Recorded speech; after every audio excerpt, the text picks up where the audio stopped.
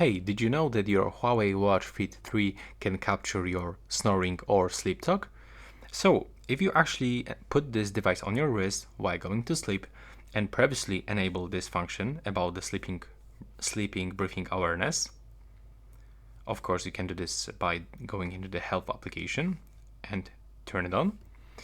And also when you enable the Huawei True Sleep, after this, when you go to sleep, you will be able to find these records by going to the health, sleep, tap on the right upper corner, move into the sleeping sounds, and here you can find your snoring and the sleep talk records, and you can play them and hear how you are actually snoring and for how long you are actually snoring.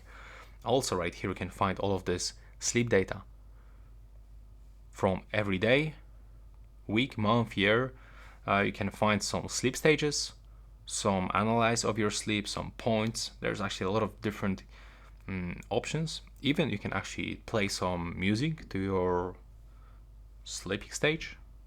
So yeah, that's all for this video. The quick tutorial, I mean maybe not tutorial, some quick tip about the Huawei Watch Fit 3. Right now please subscribe to my channel.